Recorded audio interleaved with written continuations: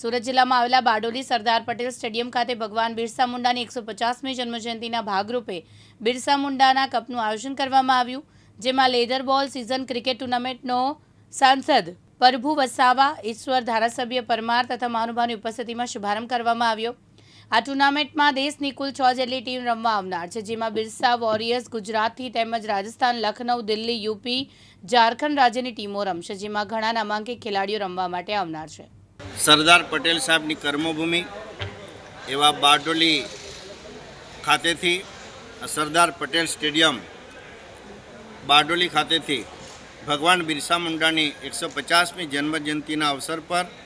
બિરસા મુંડા ટ્રોફીનું આજે શુભારંભ કરી દેવામાં આવ્યો છે। આખા દેશમાંથી 6 જેટલી ટીમો આવવાની છે, 18 જેટલી મેચો રમાશે અને જે ટીમો આવી રહી છે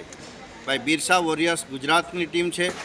રાઇડર્સ 11 લખનૌથી ટીમ આવી રહી છે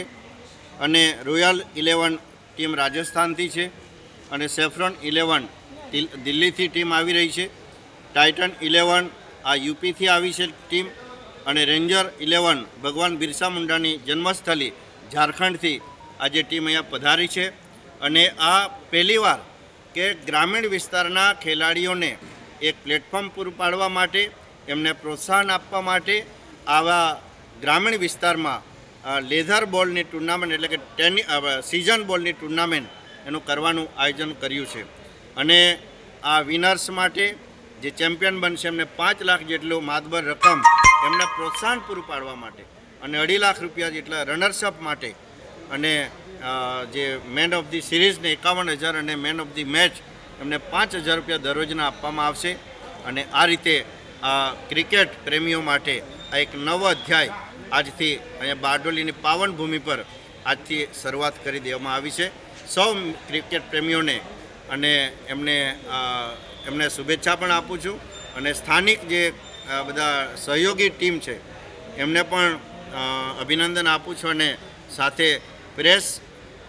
ના માધ્યમથી અને પ્રેસ મીડિયાની તમામ ટીમને પણ કે આ ખૂબ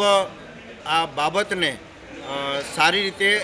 જણ સુધી પહોંચાડવા માટે અને આ પહેલી વખત આ બારડોલીના સ્ટેડિયમ પરથી સિઝન બોલ પણ પહેલી વખત રમાય છે અને આ સ્ટેડિયમ પરથી international broadcasting world wide broadcasting FanCode દ્વારા